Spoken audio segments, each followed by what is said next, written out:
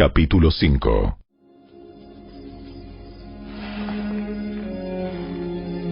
Por lo tanto, imiten a Dios en todo lo que hagan, porque ustedes son sus hijos queridos. Vivan una vida llena de amor, siguiendo el ejemplo de Cristo. Él nos amó y se ofreció a sí mismo como sacrificio por nosotros, como aroma agradable a Dios. Que no haya ninguna inmoralidad sexual, impureza, ni avaricia entre ustedes. Tales pecados no tienen lugar en el pueblo de Dios. Los cuentos obscenos, las conversaciones necias y los chistes groseros no son para ustedes. En cambio, que haya una actitud de agradecimiento a Dios. Pueden estar seguros de que ninguna persona inmoral, impura o avara heredará el reino de Cristo y de Dios, pues el avaro es un idólatra que adora las cosas de este mundo.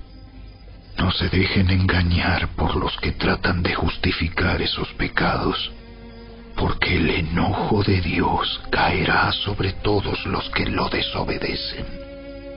No participen en las cosas que hace esa gente, pues antes ustedes estaban llenos de oscuridad, pero ahora tienen la luz que proviene del Señor. Por lo tanto, vivan como personas de luz, pues esa luz que está dentro de ustedes produce solo cosas buenas, rectas y verdaderas. Averigüen bien lo que agrada al Señor. No participen en las obras inútiles de la maldad y la oscuridad. Al contrario, sáquenlas a la luz. Es vergonzoso siquiera hablar de las cosas que la gente malvada hace en secreto.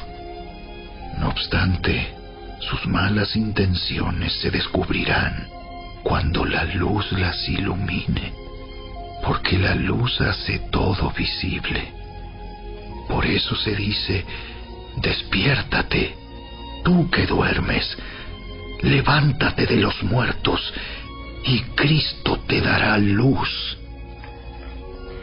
Así que tengan cuidado de cómo viven. No vivan como necios, sino como sabios. Saquen el mayor provecho de cada oportunidad en estos días malos. No actúen sin pensar. Más bien procuren entender lo que el Señor quiere que hagan.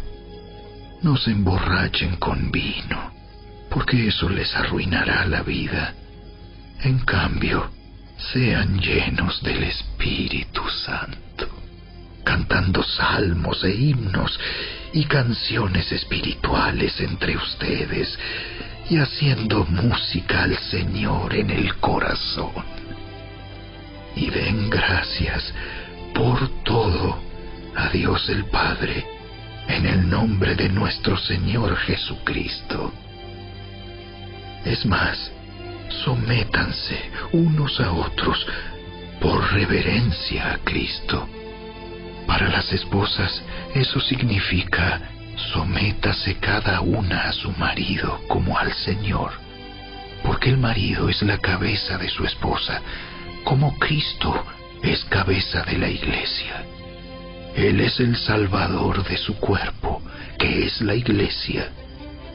Así como la Iglesia se somete a Cristo, de igual manera la esposa debe someterse en todo a su marido.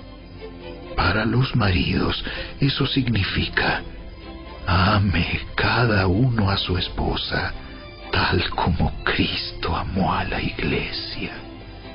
Él entregó su vida por ella, a fin de hacerla santa y limpia, al lavarla mediante la purificación de la palabra de Dios. Lo hizo para presentársela a sí mismo como una iglesia gloriosa, sin mancha ni arruga ni ningún otro defecto.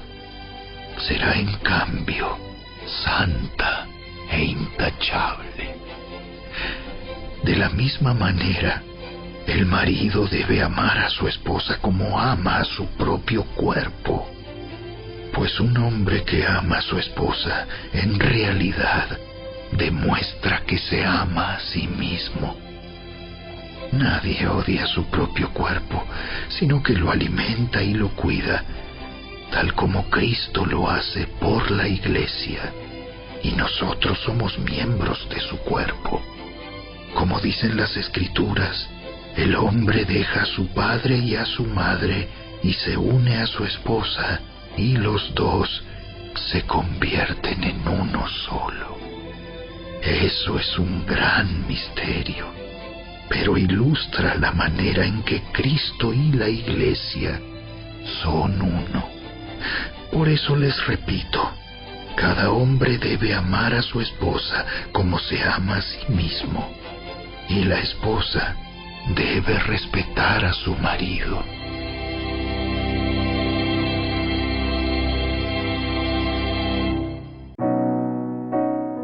Audioescuelasabática.com. Lunes 18 de octubre. Temer a Dios. Moisés les dijo a los hijos de Israel que amaran a Dios con todo lo que tenían.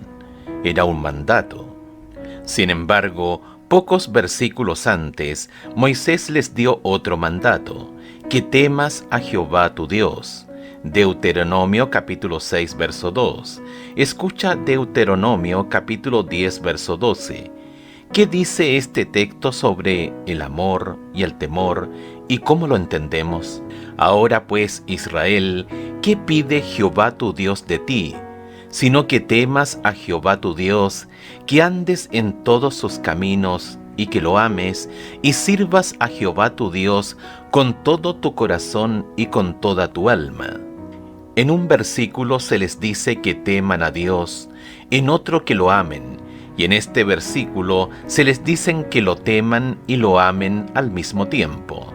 Según la interpretación común de la palabra temor, esto puede parecer una contradicción, pero no lo es. El temor de Dios en el sentido de admiración y respeto por quien es Él, su autoridad, su poder, su justicia y su rectitud, especialmente en contraste con nuestra pecaminosidad, debilidad y total dependencia de Él, debería ser una reacción natural. Somos seres caídos, seres que hemos violado la ley de Dios y que, si no fuera por su gracia, merecemos la condenación y la muerte eterna. Escucha Efesios capítulo 2, versos 1 al 10. Estos versículos, ¿cómo deberían ayudarnos a entender cómo temer y amar a Dios al mismo tiempo? Y Él os dio vida a vosotros cuando estabais muertos en vuestros delitos y pecados, en los cuales anduvisteis en otro tiempo, siguiendo la corriente de este mundo, conforme al príncipe de la potestad del aire, el espíritu que ahora opera en los hijos de desobediencia, entre los cuales también todos nosotros vivimos en otro tiempo en los deseos de nuestra carne, haciendo la voluntad de la carne y de los pensamientos, y éramos por naturaleza hijos de ira, lo mismo que los demás.